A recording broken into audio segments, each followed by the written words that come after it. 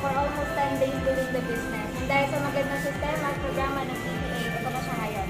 Pero pag hinintay mo, mag-register ka na at see you sa ating BDA October 22. Bye-bye!